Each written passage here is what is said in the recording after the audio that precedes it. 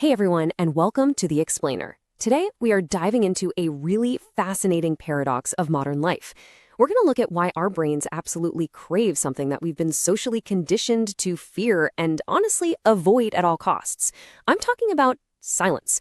We're going to unpack this beautiful Japanese concept called ma and see how totally reimagining our relationship with quiet moments can literally physically restore our overloaded minds. So let's jump right in. Okay, I want you to picture yourself in this exact scenario. You step into an elevator, the doors close, and instantly, what do? I bet you reach right into your pocket for your phone, right?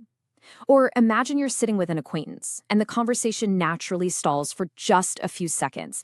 Suddenly, you feel this immense, crushing pressure to speak, to say absolutely anything just to fill that gap. Even when we're just chilling at home, we constantly keep a TV running, or a playlist looping, or just some kind of background noise humming along. It's almost as if modern life has meticulously trained us to view quiet moments as a literal threat. Now, if just thinking about that elevator scenario made you feel a little anxious, hey, your feelings are totally valid. This is exactly what our daily environment looks like now. It's a constant state of modern nervous system overload. I mean, our days are just packed with constant notifications, endless short-form videos, doom scrolling on social media, and that unending background noise. Because our minds practically never experience true stillness anymore, silence starts to feel really unfamiliar. Our nervous systems simply do not have the space to process it. So when the noise finally does stop, all those unfinished thoughts just rush right to the surface, and boom, that's what causes that sudden spike in anxiety. Let's take a look at the stark contrast here. In the modern view, silence is almost always treated as this awkward social failure. It's a sign of boredom or a problem that we feel like we have to immediately fix with more talking and over-explaining. But if we look at the Japanese view, the approach comes from a completely different emotional baseline. Over there, silence isn't empty at all. It's deeply meaningful. It's actually viewed as a vital tool to cultivate calmness, foster deeper emotional connections, and really demonstrate mutual respect. And that brings us to our core concept for today, ma. While it's often translated into English as negative space or the pause between things, it goes way, way deeper than just mere emptiness. Ma is this profound understanding that the pauses themselves actually carry weight and meaning. It is a deeply intentional presence. It's not just an absence of something else. A really brilliant way to think about this is to consider your absolute favorite song. If every single second of that track was packed with nonstop, relentless sound, well, the music would instantly just become overwhelming noise, right? It's actually the silent spaces between the notes that create the rhythm, the emotion, and the true beauty of the piece. Well, human conversation and social interaction work exactly the same way. The pauses aren't these empty dead zones. They're literally the rhythm of our connection. So let's look at how this actually plays out in real life. In many Japanese social settings, silence is absolutely not treated as a problem you need to fix. Instead, it communicates respect for others.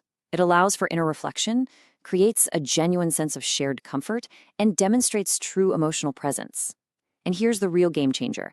When you fundamentally shift your mindset and you no longer view silence as a danger or some kind of social failure, your nervous system can finally drop that exhaustive pressure to constantly perform. You realize you just don't have to be on every single second.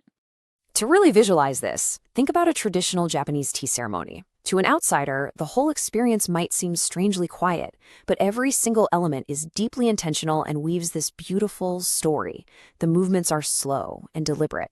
The sounds are gentle and natural, and there are long, intentional pauses. This quietness allows everyone participating to become profoundly aware of their environment, of the present moment, of their own breathing, and, most importantly, of each other. Now, let's look at how this builds, because this isn't just some abstract cultural philosophy. It is highly biological. Neuroscience actually maps out exactly how silence acts as a physical restorative for our overloaded bodies.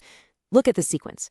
When external stimulation decreases, your brain is able to safely exit that constant alert mode.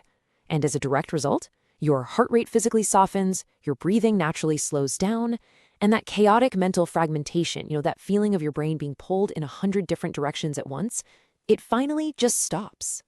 Now, what's really fascinating here is how this perfectly diagnoses our modern struggle. The source material points out that so many of us wake up and just immediately grab our phones. We're consuming emails, the news, text messages, all before our feet even hit the floor in the morning. We are literally forcing our brains into a reactive mode before the day has even officially begun.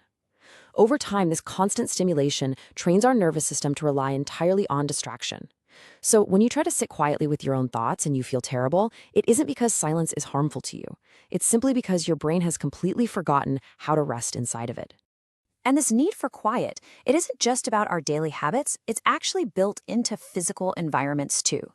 Just contrast the chaotic, loud spaces that a lot of us live and work in with traditional Japanese architecture, which deliberately designs for stillness.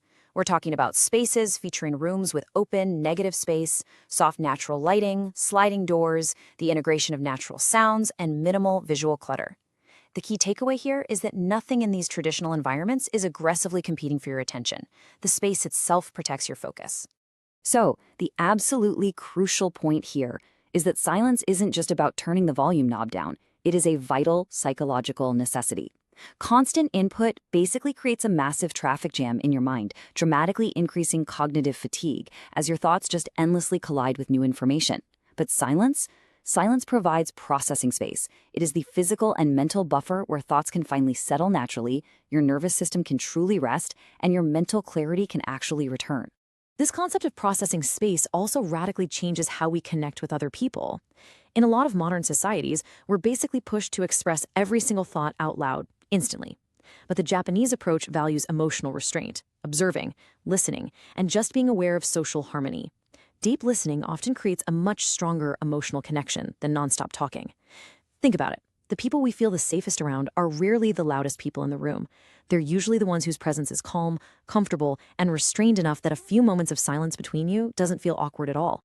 Let's just take a second to really absorb this quote. Silence is not emptiness.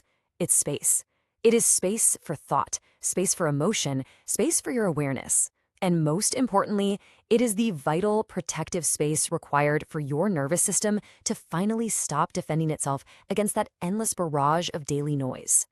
Now, we do have to acknowledge that entering this space isn't always perfectly peaceful right away.